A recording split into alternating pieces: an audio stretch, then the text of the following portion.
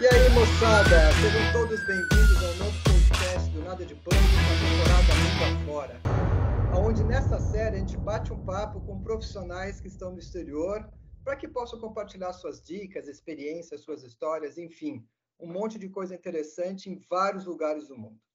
Eu sou Ricardo Mandel, o host Nada de Pânico, e terei o prazer de conduzir esse podcast.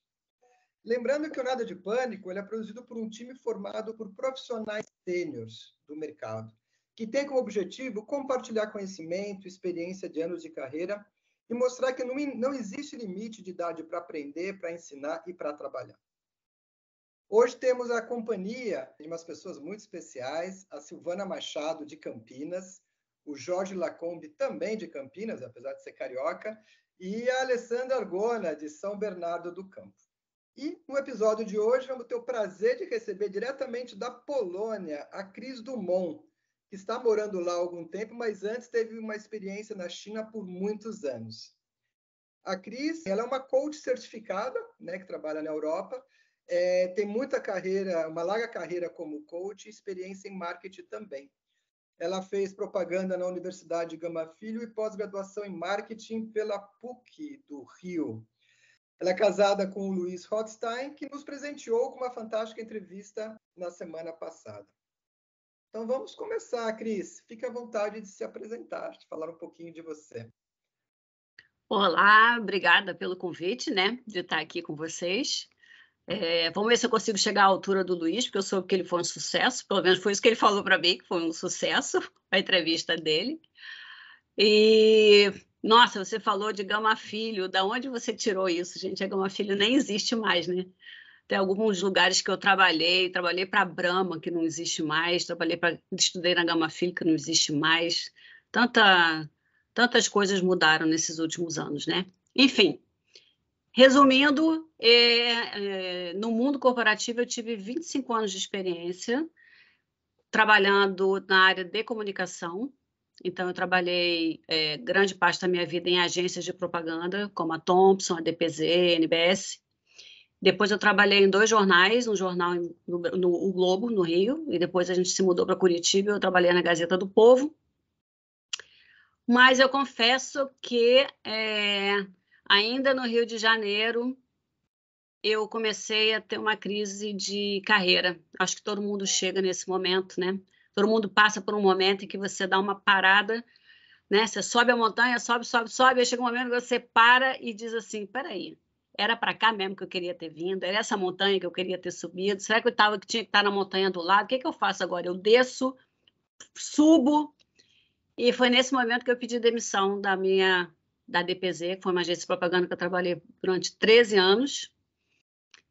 E aí foi um processo de tentar me achar e tentar ver o que eu poderia fazer. E aí eu fui entrando em outros lugares, tive minha própria empresa, saí, fui para a NBS, saí, fui para o Globo, saí.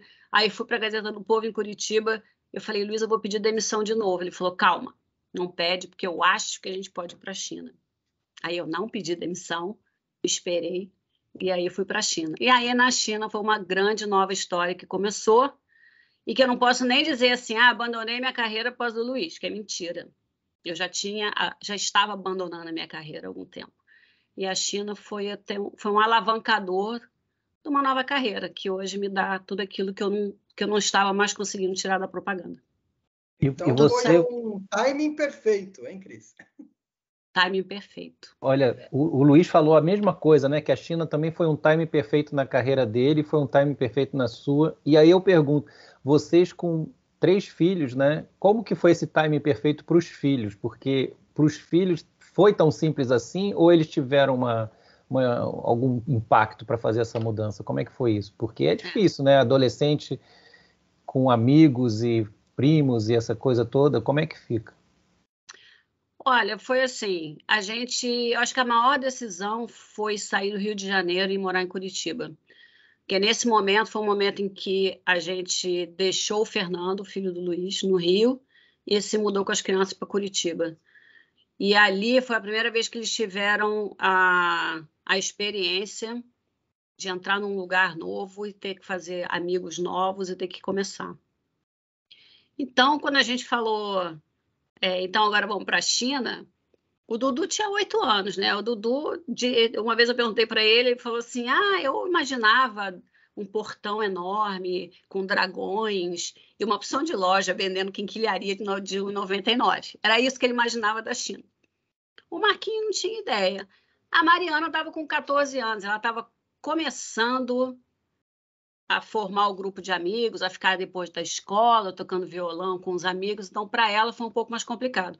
E o Fernando, que é o filho do Luiz, que é meu enteado, que eu conheço desde 2 anos de idade, ele falou que ele não ia. Aí eu peguei o telefone, falei, olha aqui, como assim você não vai perder essa chance, isso é um absurdo. E aí ele foi com a gente. Né? Então, e o que eles disseram, viu, Lacombe, foi que a adaptação na escola, na China, foi muito mais fácil que a adaptação na escola em Curitiba. Pelo simples fato de que eles foram para uma escola internacional onde todos os coleguinhas estavam exatamente na mesma roubada. Os pais se mudaram, estavam num país como a China e tinham que dar suporte um para o outro. Não tinha diferença, né? Eles estavam tudo na mesma as situação. panelinhas, nos amiguinhos que já, com os seus grupos já formados, né?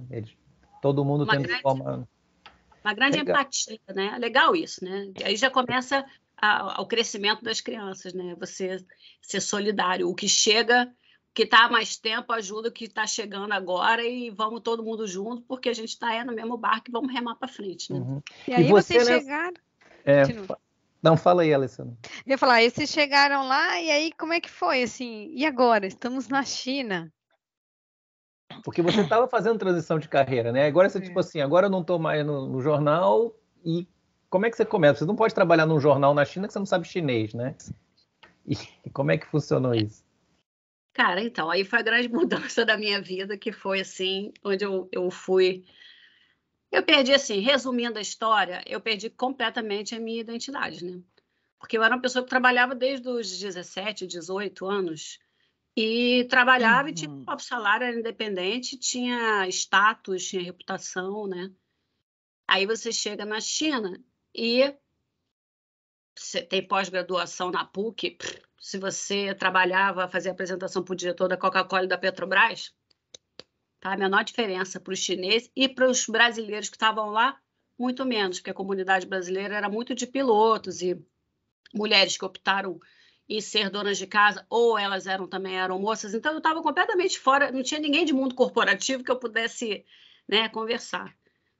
Então eu fiquei completamente perdida, né? Porque o que aconteceu? O Luiz ia trabalhar, as crianças iam para a escola, falei, vou dar suporte para os meus filhos, né? Coitadinhos, vão chegar chorando da escola. Ninguém chegou chorando, todo mundo se adaptou. Quem ficou sozinha fui eu.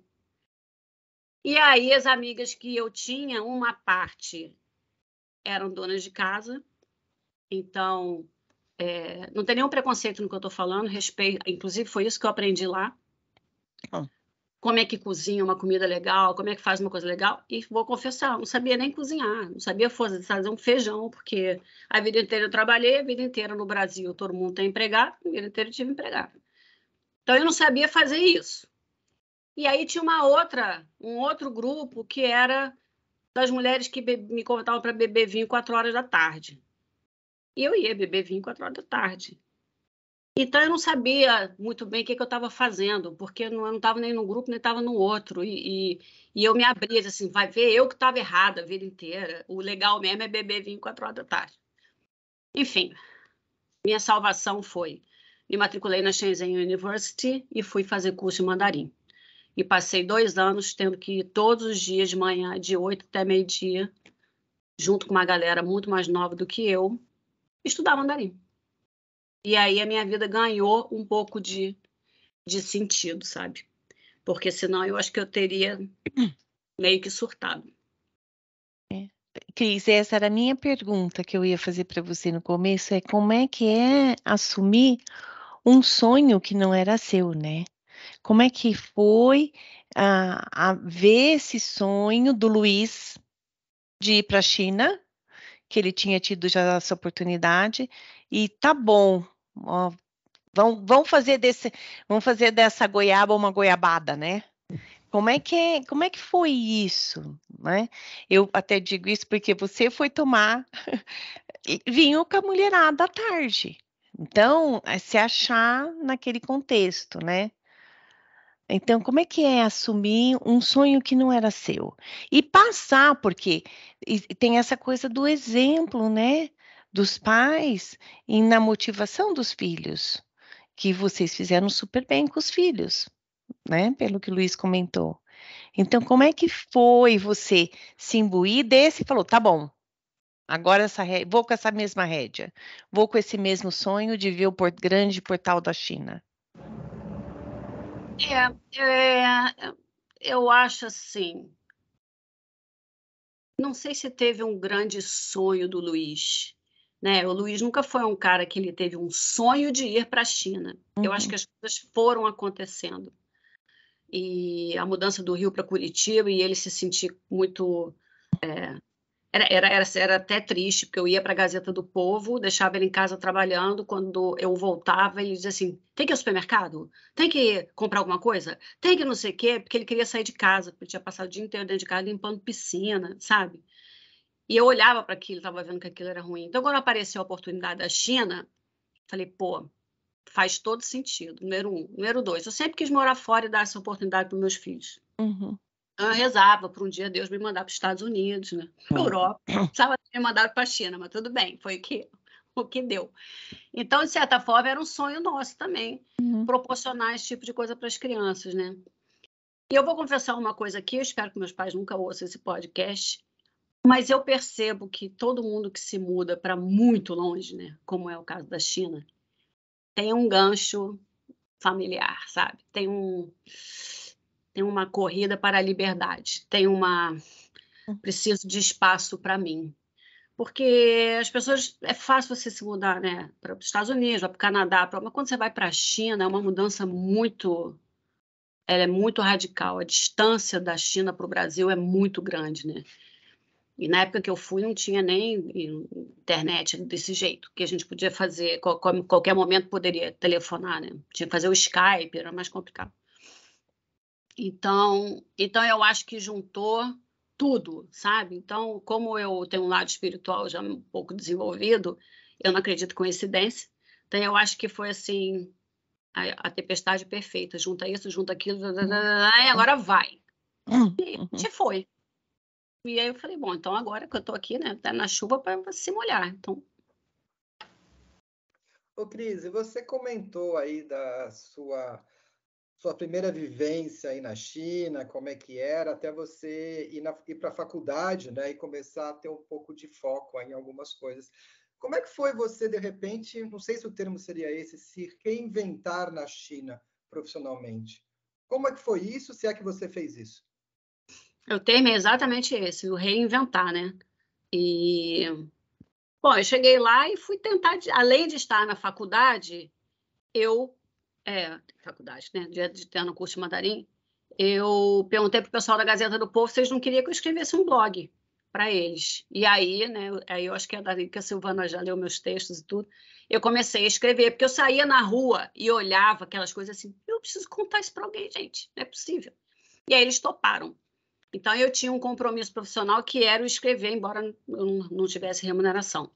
Aí, o Luiz tinha um amigo que queria fazer projetos diferenciados. Aí, eu, né, recém-saída da propaganda, de marketing, PowerPoint, podia fazer isso, projeto aquilo, projeto disso, Aí, milhões de brasileiros ligam e acham que fazer trading com a China é a coisa mais fácil do mundo, né? Então, e liga, dá para fazer a cotação disso, dá para fazer a cotação daquilo, não sei o que, né?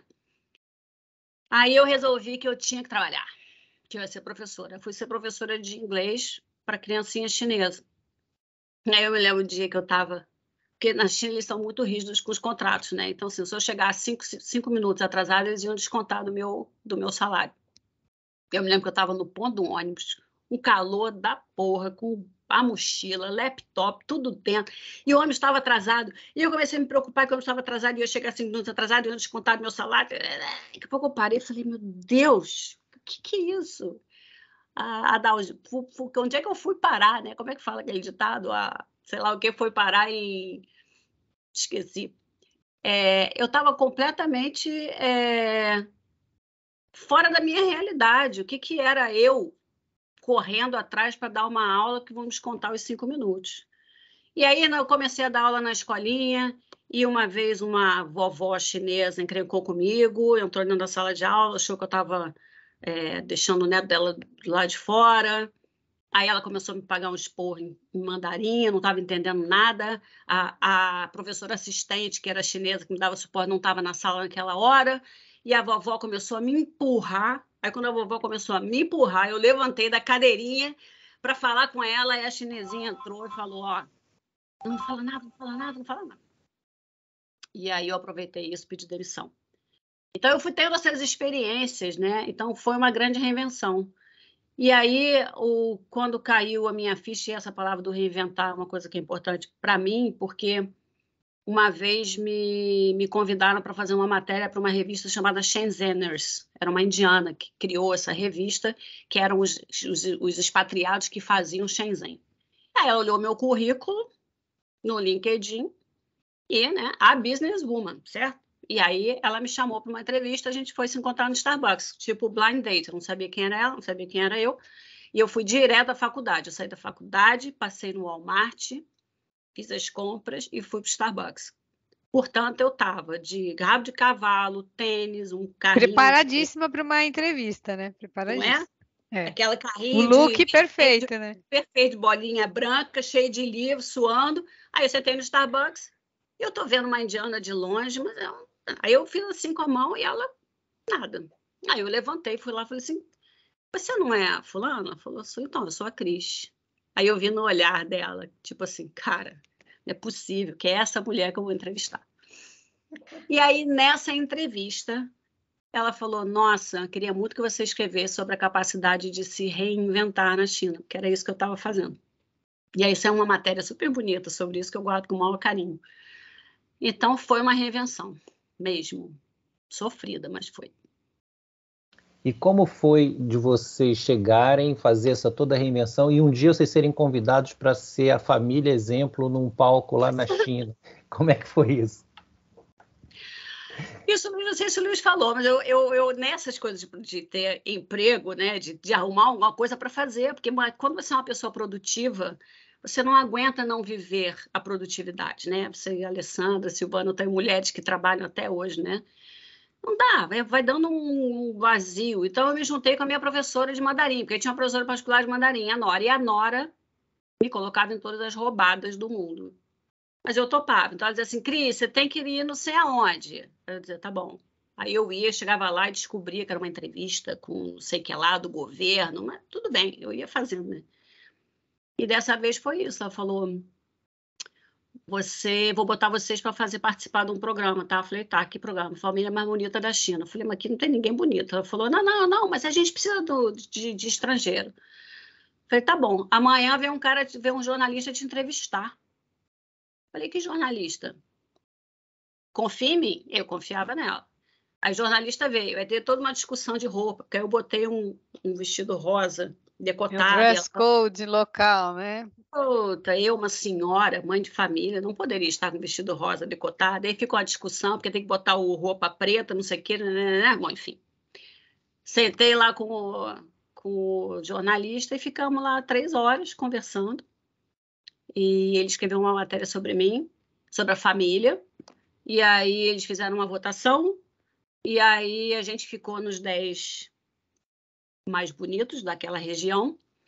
E aí eu fui convidada para o evento que ia ter de lançamento do projeto, de lançamento não, o evento do anúncio das 10 famílias mais bonitas. Lá fui eu de novo, com uma tradutora do lado, para subir no palco para falar algumas palavras em mandarim.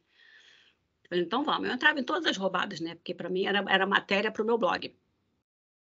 Aí eu subi no palco, falei, não sei o que, né? Mas aí eu fui percebendo que o evento era inteiro sobre como você não deve usar o carro do governo. Aí tinha uma peça de teatro que tinha uma família em que o marido trabalhava para o governo e tinha o carro, e a mulher e o sogro queriam que ele usasse, mas ele dizia que ia não usar. Então, era todo um esquete para falar isso. Depois tinha um programa de perguntas e respostas, onde todo mundo estava na plateia já tinha as respostas na mão. E a pergunta era: pode pegar o carro do governo? Não. Pode gastar o dinheiro que ganha do salário em jogo? Não. Pode? Não. Era uma campanha, né? Era uma campanha do governo para treinar o povo, né? Para conscientizar o povo do que eles queriam que eles fizessem. Exatamente. E eu era mera cereja do bolo, porque aí tinha um estrangeiro no meio. Então, eu era só para chamar público porque tinha um estrangeiro. Estrangeiro que é tratado, teoricamente, igual a todos. Dizem que eles se amarram no estrangeiro, né? Quando vê estrangeiro, até tiram um selfie na rua, porque não tem muito. Mas agora eu lanço a pergunta para vocês, porque no Brasil, quem faz esse trabalho, né, nos países que tem uma igreja, quem faz esse trabalho de conscientização dos valores, de família, né, é a igreja, né? Católica, evangélica. Sim. Num país onde não tem religião, quem é que tem que fazer esse trabalho? É o governo que faz. E no final da apresentação me deram 1.000 renminbi, né, como se fosse R$1.000 de presente por ter participado. Então me pagaram, me usaram, mas me pagaram. Uhum. Falei, então tá errado? É meio que a gente tinha antigamente nas escolas do moral e cívica, né? Que a gente teve quem são os mais velhos viveram isso, educação moral e cívica, que as escolas tinham quando era o momento militar. Então, mas ali você tem alguém cuidando disso mesmo. Se não é a igreja, ainda mais hoje, por exemplo, as igrejas evangélicas fazem isso muito bem, né? E você conseguiu expandir fazendo algum outro tipo de atividade lá na China? Além dessas que você citou?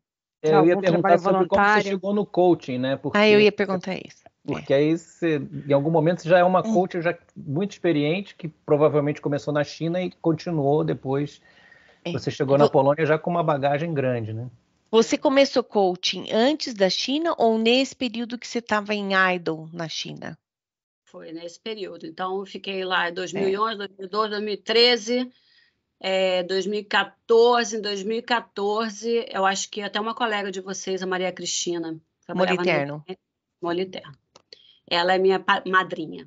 Porque o Luiz falou assim, a Cris está trabalhando com coach, você sabe o que é isso? Eu falei, não. Aí eu fui conversar com ela. E quando ela me contou que era o coaching, falei, gente, eu sempre tive um sonho de ser psicóloga. Eu tinha muita inveja da minha psicóloga, que eu chegava lá e ela estava só conversando com as pessoas. Mas eu não queria entrar no problema das pessoas, não queria ir tão a fundo assim. E o coaching juntava minha experiência corporativa com você ajudar as pessoas, né? Aí eu resolvi, então, que eu ia fazer um curso de coaching. E aí eu descobri que eu estava com câncer de mama na China. Aí bota tudo em hold, vai para o Brasil, faz cirurgia, volta para a China, faz quimioterapia, passa pela essa encrenca toda, blá, blá, blá, blá. E aí, em 2015, nas férias de julho, eu fui para o Brasil e fiz meu primeiro curso de coaching. E aí foi muito, eu digo assim, eu descrevo essa experiência como o patinho feio que encontrou os cisnes. Porque eu cheguei lá no evento e quando a professora começou a abrir a boca e falar tudo aquilo que eu dizia, mas é isso, meu Deus, era tudo que eu queria ouvir, sabe? Eu falei assim, achei o meu Lago dos Cisnes. E aí, a partir dali, então, assim, não foi o curso, mas foi o curso que me abriu as portas, abriu minha cabeça, abriu meu coração para essa profissão que é tão mal vista, coitadinha, no Brasil, então é tristeza. Mas é verdade. É tão importante. E você começou a fazer o coaching, atuar como coach na China para os chineses, para os brasileiros que moravam lá, ou totalmente remoto para outros países? Não, aí eu fiz em 2015 o curso, voltei para a China, e aí você tem que começar a trabalhar. E aí você não pode cobrar, porque você não tem experiência ainda, né? Então eu tenho 3 pro bono. Então eu tenho 3 brasileiras que me ajudaram. Então uma brasileira me dava sessão de reiki, então eu fazia coaching com ela, me dava reiki. Permuta, é super válido. Permuta. A outra me dava network, então ela conhecia muita gente, então ela começou a me divulgar. E a melhor de todos, que é a Dora, que é inclusive minha cliente hoje de novo, né? 2015, estamos em 2023. A gente está fazendo esse coaching agora de novo, só que agora não está na China, está em Nova York. Ela era chefe de cozinha. E cada vez que eu fazia coach com ela fazia um prato de bobó, de batão. Essa foi a melhor troca, então, hein? E as crianças dizem, não perde a cliente, porque nós nunca comemos tão bem na vida, pelo amor de Deus. Essa é cliente 5 estrelas. E aí... 3 estrelas Michelin. Foi muito bom mesmo. Bom, então, a partir daí, a minha vida de coaching foi sempre estudar para ficar melhor, para aprender outras coisas, e as pessoas me indicando. Então, assim, apesar de eu estar na rede social, né, lá como você falou, estou sempre postando vídeo, eu nunca tive cliente que veio das redes sociais. Nunca, nunca, nunca, desde 2015. É um que indica para o outro, que indica para o outro, que indica para o outro, que indica para o outro. Mas você conseguiu atuar como coach com chineses ou não? A interação Sim. com chineses é meio difícil. Não, com os chineses que falam inglês. Que falam inglês. Que, portanto, têm um contato com a cultura ocidental. O chinês não dá bom. Primeiro, não dá por causa da língua, né? Não tem como. E segundo, que nem o conceito do coaching é tão propagado lá. Uma vez eu fiz uma palestra para chineses. Eu me juntei com uma chinesa meio ocidentalizada que trabalhava com os RHs. E ela reuniu 3, 4 RHs na casa dela e eu fiz uma sessão, não foi nem de coaching, foi uma palestra sobre controle emocional, onde eu pedia para eles descreverem quais eram as emoções positivas e negativas que elas tinham sentido naquele dia ou na semana. Eles não sabiam nem descrever a emoção. Porque não foi... Tudo muito controlado, né? Tudo muito controlado. A não entrar em contato, você não divide. Né? Esse tipo de assunto você não divide com ninguém, muito menos com seu marido, com a sua mulher. Então, o que você sente, você guarda para você. Então, o buraco é mais embaixo, sabe? É um outro nível. Mas hoje, por exemplo, a grande parte dos meus clientes particulares são chineses.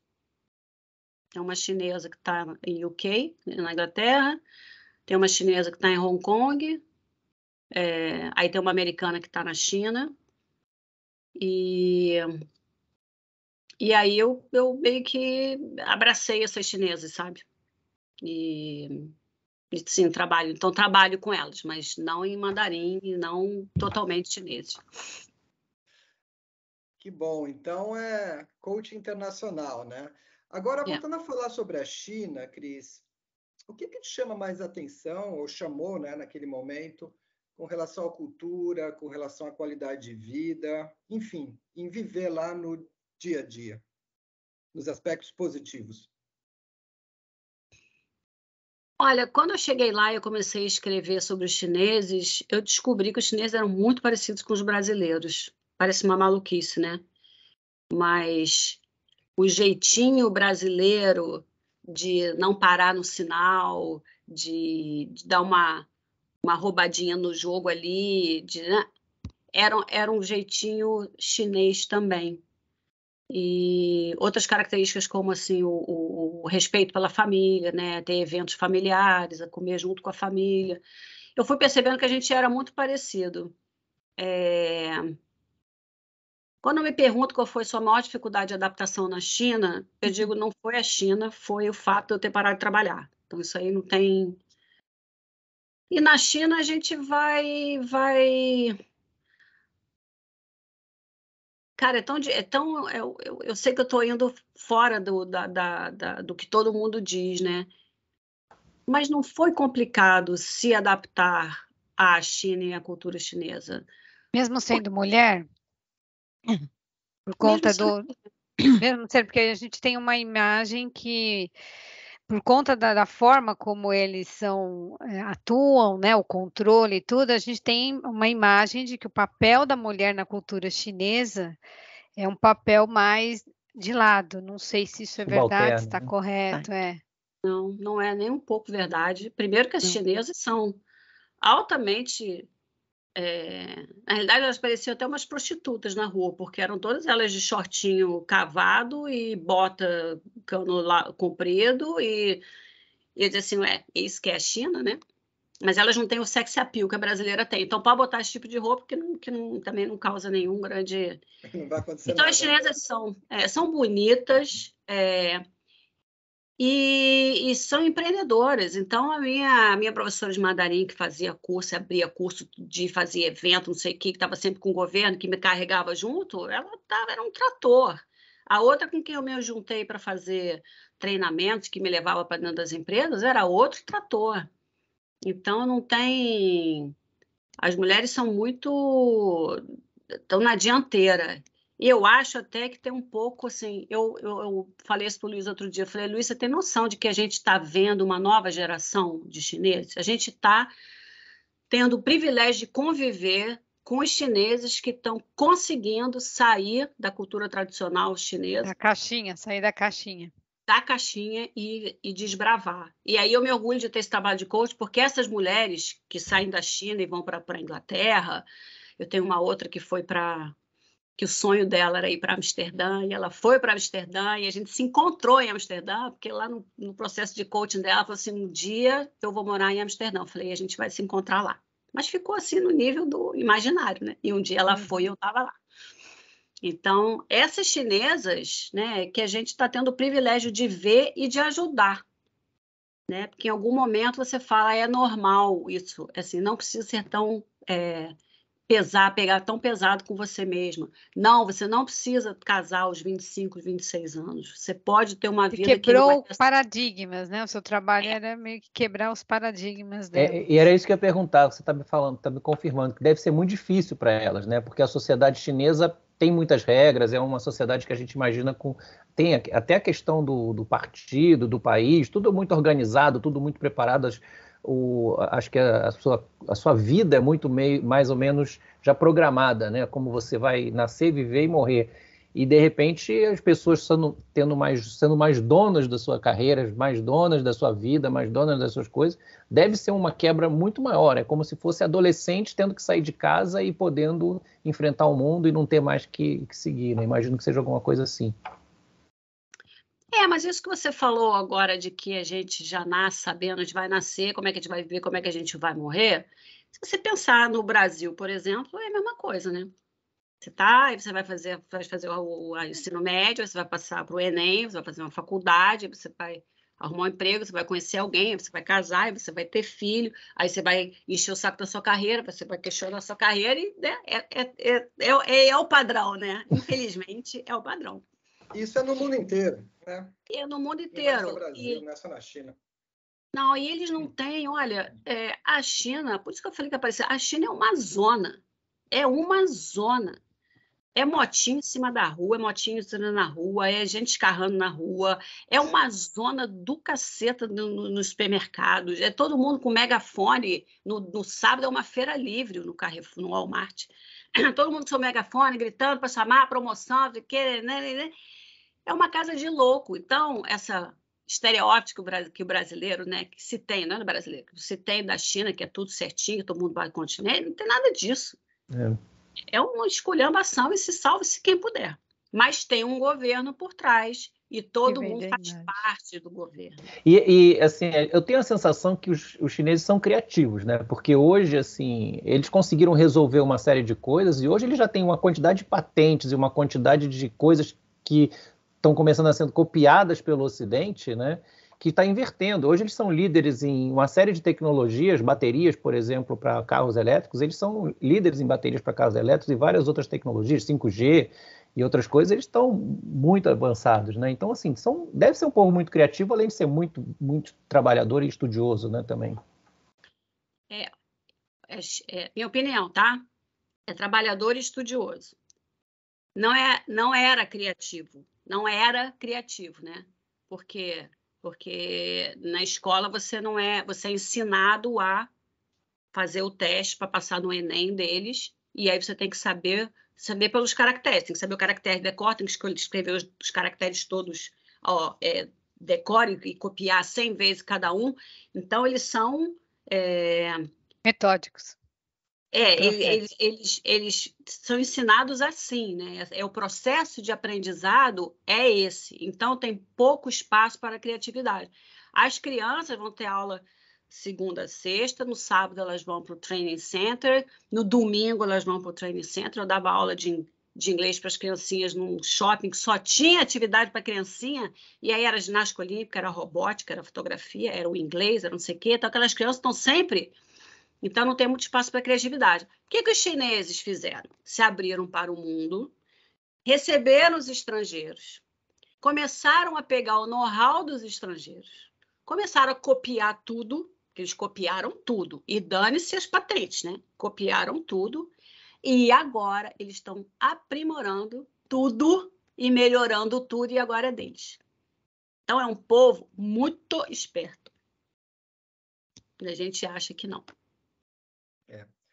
É muito interessante esses aspectos da China, mas eu queria voltar num ponto que você falou sobre as mulheres chinesas, né, que não existe preconceito quanto a isso, mas você, por ser brasileira, quando você chegou, você sofreu algum tipo de preconceito? Não, nenhum. Muito pelo contrário, né? Eles acham que os estrangeiros são... É como no Brasil, né? Quando um americano, um francês vai ao Brasil, o que a gente faz? A gente recebe, a gente quer mostrar, né? Aquela coisa toda, quer falar inglês, quer... Então, assim, era assim que eles tratavam a gente. Os chineses mais velhos, é assim, é porque a China mudou muito. Então, se você pegar o livro que a Sônia Bride escreveu quando ela foi em 2015 para a China, chamado Laowai, você vai ver uma China diferente, em que ela e o marido quase foram linchados em Beijing por serem estrangeiros. Mas em 2005, tá? Foi 2015 errado, 2005. Mas quando você pega eu em 2011, já não é assim. Quando você corta para 2022, aí é completamente diferente. Agora, teve um parênteses aí que foi o Covid, em que eles se fecharam, em que eles fizeram a política do Covid zero, em que não entrava mais ninguém, e os únicos casos de Covid que existiam eram de estrangeiros que tinham voltado para a China. E aí me barraram eu e o Dudu na pracinha, né? A gente foi na praça pública e a gente foi entrar na praça e a chinesa, o que vocês vão fazer aqui? Não sei o quê. Mas essa altura do campeonato eu já falava mandarim. Então a gente falou, não, eu moro aqui, não sei o quê. Aí pronto, não, pode entrar, então vem, fica aqui com a gente. Então não tem preconceito nenhum. Você tocou num assunto que eu sempre tive curiosidade. Como é que foi esse momento do Covid na China? Foi assim, eu não estava nem na China, eu tinha de fazer um curso em Bali de coaching. Sonho da minha vida, coaching mais Bali, né? Tudo de bom. Só que quando, lá pelo terceiro dia de curso, a gente começou a ver a movimentação do cara que era belga, casado com uma chinesa, pedindo máscara, e aí vendo se tinha gente para comprar, se no Brasil tinha alguém para comprar máscara. Aí eu comecei a falar, mas aí como é que vai ser o valor e a comissão? Ele falou, não tem comissão nenhuma, está todo mundo trabalhando de graça aqui. A gente tem que ajudar o governo, essa é a mentalidade coletivista. A gente tem que ajudar o governo, vamos, como é que vai fazer? Aí começaram a cancelar o voo do pessoal que ia voltar para Xangai. Falei, ferrou-se se eu ficar presa aqui em Bali sozinha. E aí, conclusão, eu consegui pegar o último voo que saiu de Bali para Shenzhen. A partir daí, todos os outros voos foram cancelados. Aí eu cheguei em Shenzhen, e a cidade era uma cidade fantasma, não tinha ninguém na rua. Eu passei por várias guaritas de medição de temperatura. Cheguei em casa, o Luiz e o Dudu já estavam sem sair de casa. E aí a escola dizia, daqui uma semana a gente vai voltar e não voltava. Agora daqui a mais uma semana a gente vai voltar e não voltava. Conclusão, nunca voltou a escola do Eduardo. E a gente tinha que ficar fazendo teste o tempo inteiro e tinha que ficar em casa. Mas podia sair, sim, para ir fazer uma compra, podia sair, sim, mas as academias estavam fechadas, os bares estavam fechados, estava tudo fechado. Então, foi um lockdown, que nem em Shenzhen foi leve, em outras cidades foi muito mais pesado, onde você não tinha jeito nem de sair do seu condomínio, mas em Shenzhen não foi assim. E aí, com o tempo, a coisa foi diminuindo, e quando chegou em junho, a gente já estava saindo normalmente. Assim, aliás, meu aniversário foi 25 de março, eu já consegui comemorar meu aniversário em abril num bar. As pessoas já estavam podendo sair, podendo ir para os bares e para os restaurantes. E aí, nessa época, minha mãe dizia, pelo amor de Deus, você tem... Por que você é a máscara? Por que não sei o quê? Eu dizia, não, ao contrário, preste atenção, mãe, porque você que tem que prestar atenção aí. Porque teve um momento, tem um grupo de brasileiras lá, teve um momento que eu falei no grupo, falei, alguém aqui está ficando por livre e espontânea vontade na China? Ou vocês estão ficando obrigadas? E a gente deveria estar indo embora. Aí uma porção de gente no grupo respondeu, estou ficando de livre e espontânea vontade, porque quando o Covid for para o mundo, a China será o lugar mais seguro. E foi exatamente o que aconteceu. Então, a minha mãe me ligava, porque não sei o que, eu dizia, mãe, tem um cara de São Paulo que chegou aí, mas um cara de São Paulo que vem da Itália, mas é um cara só. Eu falei, mas é um cara só que acontece. Eu dizia, nessa mania, porque você nesse país comunista, você acha que tudo aí aqui é assim, né? Aí o Brasil virou o que virou e a China se recuperou. Aí a China errou, porque aí resolveu que a política de não contaminação, política de Covid-0, era a melhor política. E aí eles não conseguiram segurar essa onda. Quando começou a aparecer o primeiro caso, segundo caso, terceiro caso, quarto caso, eles entraram em desespero, fizeram um lockdown para todo mundo, ninguém mais podia sair, ninguém mais podia entrar, ninguém mais podia trabalhar, tinha que fazer teste 3 vezes por dia, fecharam tudo, até que os chineses começaram a encher o saco, né? E eles próprios começaram a protestar. Então, você vê que até protesto na China tem, né? Eles começaram a protestar. E vacinação teve em massa? China... Teve vacinação em massa também? Teve vacinação, teve. Agora, vacinação diferente do Brasil, né? Diferente do Brasil. Sabe quem eles vacinaram? A força trabalhadora. Os velhinhos de 60, desculpa, Silvana, na China, 60 é velhinho. Os velhinhos de 60 não vacinavam. Então, Cris, mas acho que deixa eu só te perguntar, porque o timing é diferente, né? Porque vocês fizeram lockdown antes, né? O nosso lockdown foi em março, porque você falou que já em abril você já saiu já estava saindo do lockdown. O nosso lockdown foi em março, o de vocês acho que foi janeiro, dezembro, janeiro, né? Entendi. Então teve essa diferença aí de 2, 3 meses que segurou uma onda ali, né? E aí, quando segura a onda na China, aí tem a questão, né, de multiculturalidade, que é uma matéria que eu passei a estudar lá e que hoje faço coaching muito dentro dessa área, né? Que é um país coletivista. E a gente tem um país individualista, os americanos são individualistas, né? O indivíduo tem os seus direitos e isso não pode ser abalado. E a China é coletivista. Então, assim, é para todo mundo usar, mas todo mundo usa máscara. É para todo mundo vacinar, vai todo mundo vacinar. E ninguém questiona muito. Porque é melhor para o todo, né? É melhor para o todo e também porque não adianta questionar, né? Também tem esse ponto, né? Não, mas assim, a filosofia é, se estão dizendo que é melhor para todo mundo, então eu vou junto, eu não vou ficar querendo ser o cara. E é confiança, exatamente isso. Se é bom, se o governo está dizendo que é bom, então é bom. Eles têm eles entregam para o governo, sabe? E uma vez eu conversei com um amigo do Luiz, o Luiz tinha um amigo lá, o Terry, que era fantástico. Ele abriu muito a minha cabeça para muita coisa. E ele dizia, Cris, essa divisão que vocês veem entre povo e governo, a gente não tem aqui. Porque todo mundo tem um pé no governo. Todo mundo tem um parente que é do governo. Todo mundo trabalha para uma empresa cuja parte é do governo. Então, nós somos o governo. Não existe essa divisão. Então, uma vez eu estava dando uma aula dentro de um centro de línguas, dessa minha professora, né? Que ela me botou para dar aula de, sei lá o quê, de coaching para chinesas lá. De relacionamento, imagina, dando aula de coaching de relacionamento na China. Aí tinha um cara do governo, foi visitar, ele abriu a porta da sala, ele sentou na cadeira, ele ficou ouvindo eu falar, depois ele levantou e foi embora. Eu achei aquilo uma afronta, mas ninguém fez nem nada. Aí eu perguntei para a Nora, o que era isso? Ela falou assim, não, ele é do governo. Eu falei, e daí? Não, e daí que isso aqui é um centro do governo. Ele entra, ele sai a hora que ele quiser, não tem problema nenhum. Percebe como é que a coisa tem uma outra dinâmica que a gente não entende bem? Entendi. Bem interessante isso, essas dinâmicas de governo. E, pessoal, Eu espero que vocês estejam curtindo muito esse papo com a Cris, estamos aprendendo muito sobre a China e sobre alguns outros pontos interessantes também. E eu peço que vocês não esqueçam de seguir, né, o nosso podcast na sua plataforma de podcast preferida.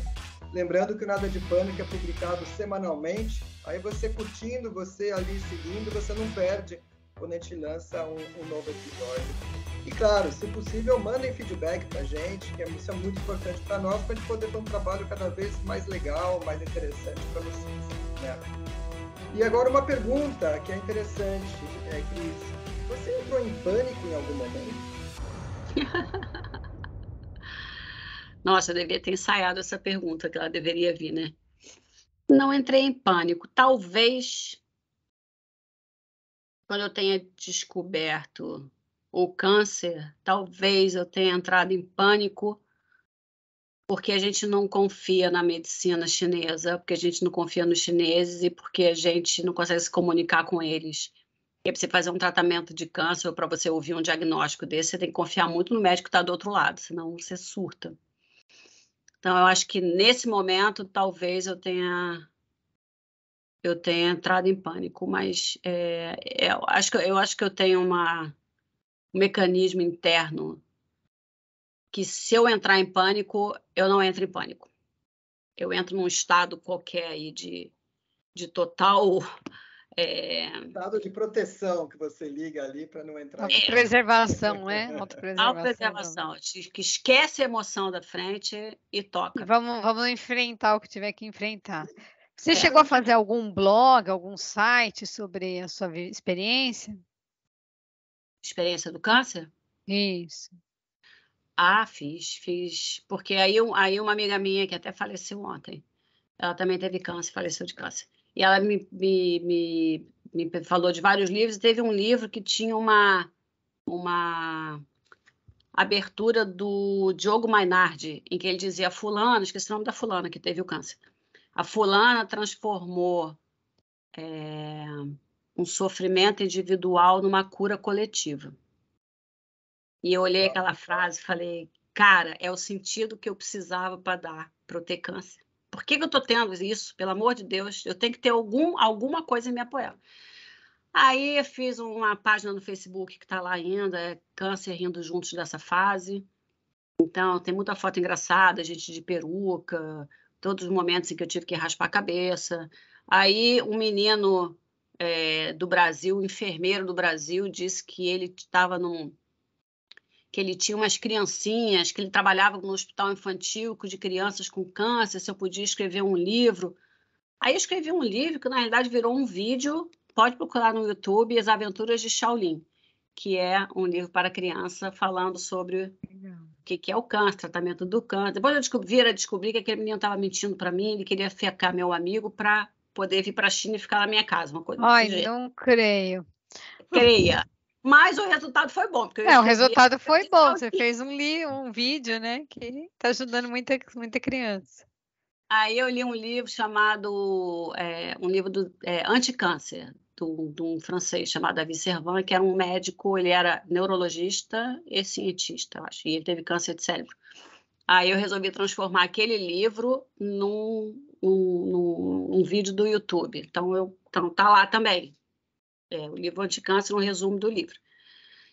Então, eu fui fazendo tudo que dava para fazer para transformar o câncer numa coisa mais natural, sabe? Inclusive, me chamaram para fazer uma palestra e disseram: o nome da sua palestra vai ser Cancer Survival. Eu falei: não, sobreviventes somos todos nós, porque todos morreremos no final. Vamos chamar de Cancer Experience. Foi a minha experiência com câncer, que é diferente. E vamos parar de fazer cara de dó, de pena. Exatamente, sentença de morte para quem tem câncer. E, assim, tem muito tabu, né? Vítima. Existe muito tabu. As pessoas não conseguem nem falar sobre a doença. O pessoal fica assim, né? Aí eu me comprometi comigo mesmo que quando eu pudesse, eu falaria do câncer. Eu não falo do câncer porque vocês têm pena de mim. Eu falo do câncer porque todo mundo tem um caso de câncer na família, um amigo, um parente. Não trata ele como um pobre coitado que vai morrer. Ao contrário, porque quanto mais você se sente bem, mais o seu sistema imunológico funciona, mais Reage, você né? faz o Reage. tratamento, né? Uhum. Então, é isso. Ô Cris, você falou que tem um blog sobre isso, depois passa para a gente, para quando a gente lançar o podcast, fazer referência E a gente ali olhar também, também. tá? Uhum. Tá. Eu tenho 2 Alessandra, livros também. Se quiser fazer Opa! referência, faz os meus livros, que eles são muito legais. Claro, manda que a gente faz sim. Tá. Alessandra, Sobre o que você são faz os uma livros? pergunta? Não, Então, fala dos livros. Fala dos os livros. livros são as nossas, né, aventuras na China. Então, o nome do livro é Como Morar na China Sem Engolir Sapo Nem Comer Cachorro. E aí eu peguei o blog e transformei ele no livro. Então, tem o volume 1 e antes de ir embora eu escrevi o volume 2. E os 2 estão no Kindle. Só que eu não promovo, né? Então, eles são meio órfãos Tem lá. que Tá no promover, Kindle. tem que promover.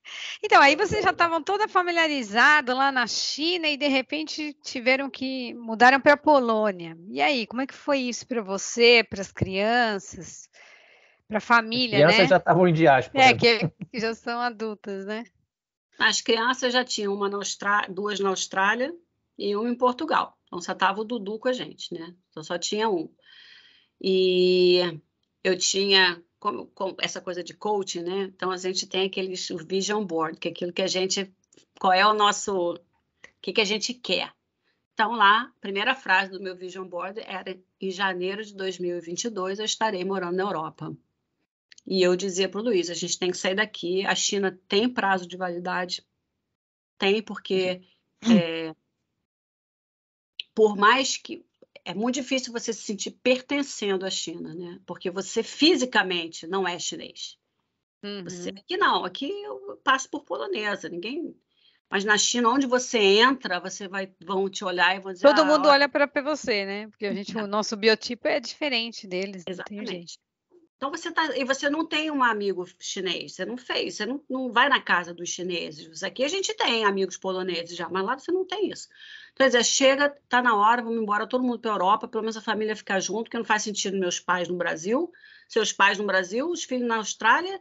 Que é isso, né? Vamos juntar todo mundo de novo.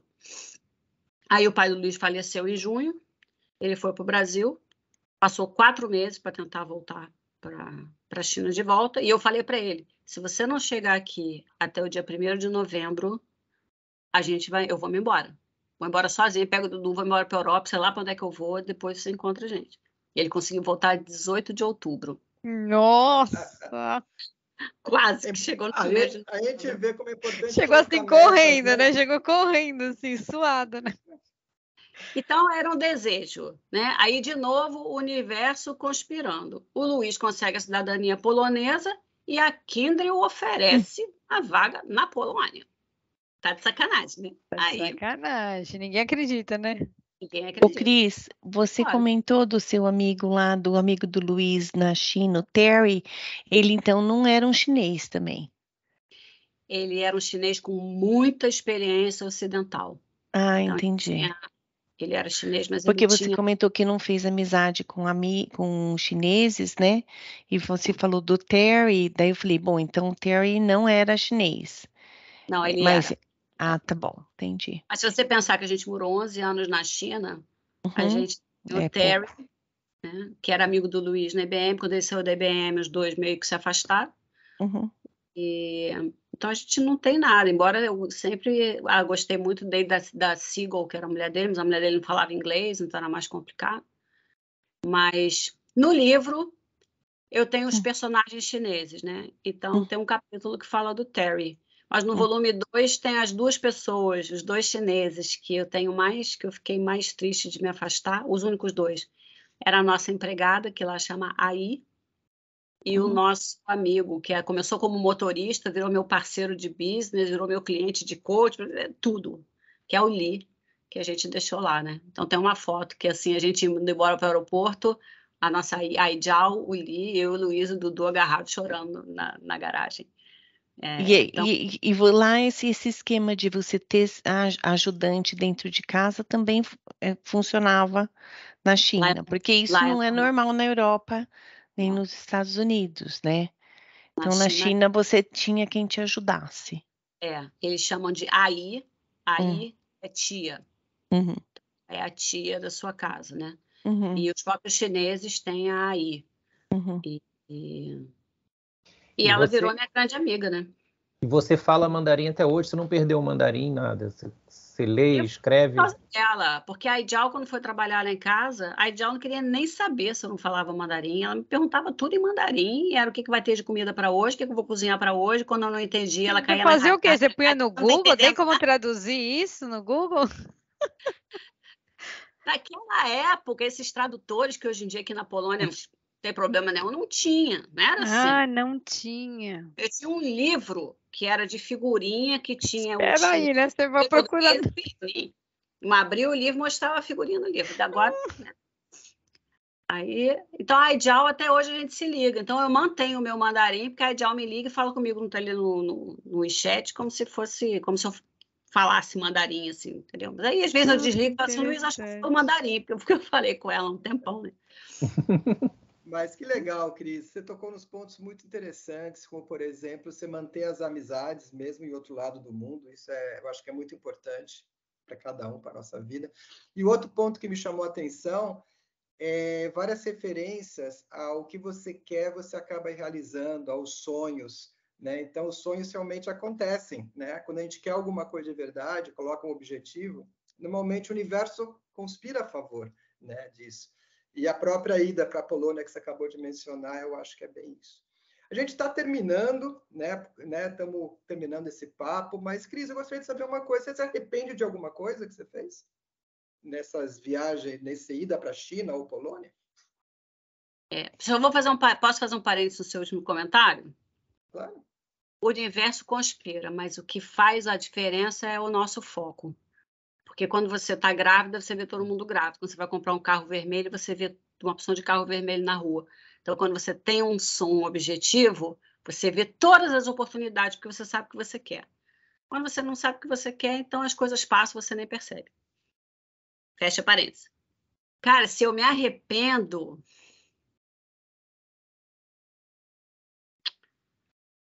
Não, normalmente não me arrependo de nada. Porque se você tem uma filosofia que é a minha, que eu sou espírita, né? Então, assim, tudo é aprendizado. Você vem aqui para aprender. Então, como é que eu vou me arrepender de alguma coisa que eu tenha feito? Porque toda coisa que eu fiz gerou um aprendizado que gerou alguma outra coisa para frente. Então, não me arrependo de absolutamente nada, não. Que legal. Me arrependo das coisas que eu não posso não ter feito, mas das que eu fiz, não. E você pode falar um pouquinho de mandarim com a gente? Fazer uma mensagem final em mandarim? Te peguei Peraí que agora, hein? é que nós temos um problema técnico que eu estou voltando para o francês, porque eu morei 1 ano e meio na França. E eu falo francês porque eu aprendi com Ixi, agora começa a entrar francês, inglês, português, mandarim, E polonês. polonês. Polonês não entra, não, mas quando eu estou Não na entra, aula de não. francês... Mas o resto entra, né? O resto vem antes. Então, eu vou fazer assim, uma apresentação minha em mandarim, ok? Ok. Ni hao, je suis... a francês. Ni hao, 我是 Chris, 我是巴西人，我住在深圳10年了，我在中国我很高兴，现在我住在欧洲，他们是我们的朋友，我老公的朋友，我很高兴在这里。 Que legal, mas eu não entendi nada. Mas o divertido é não entender, né? O que eu estou falando tem a menor importância. E Não, tá a gente entendeu terminando, tudo então. na realidade, né? Esse que tá no outro. Ô, Cris, e antes da gente terminar, você tem alguma mensagem que você queira passar para os nossos ouvintes, para alguém que eventualmente esteja pensando em ir para a China ou para a Europa? Ou em busca do seu sonho, né? Cara, eu acho que tudo é... Hoje eu estava mostrando para essa cliente de coach, eu estava mostrando... Não sei se vocês conhecem um australiano chamado Vic alguma coisa. O cara nasceu sem perna e sem braço, né? Conheço, já vi. Nasceu assim. Ele dirige, ele joga golfe, ele joga futebol, ele dirige o iate dele. Ele casou com uma mulher linda e ele tem 4 filhos. Ele vive de quê? Aí ele disse que quando ele tinha 8 anos de idade, né, que ele já estava ali em desespero, ele se olhou no espelho e falou assim, que só eu tenho? E aí ele falou, eu acho que só eu tenho esse sorriso, que é um sorriso cativante que ele tem mesmo. E em cima disso ele construiu a carreira dele de palestrante motivacional, e ele vai nas escolas e ele vira para aquela garotada e fala assim, vocês estão achando que vocês são feios, vocês estão achando não sei o quê, tudo é possível. Então eu acho que assim, tudo é possível, gente. O ser humano faz tudo. É uma questão da gente querer, né? Querer e acabar as oportunidades. Então, eu realmente acredito que se você realmente tem esse sonho, eu como coach perguntaria o que faz esse sonho ser importante para você. Porque a primeira pergunta que eu fazia quando eu dava aula de mandarim para brasileira. Por que você está aprendendo mandarim? Ah, porque eu passar o tempo. Ah, então acho melhor você esquecer, porque mandarim não é uma língua que você aprende para passar o tempo. Né? Então, o que faz você querer ir para a China? Se aquilo que você está falando realmente é importante para você e vai mudar a sua vida, cara, vai atrás do teu sonho, porque tudo é possível.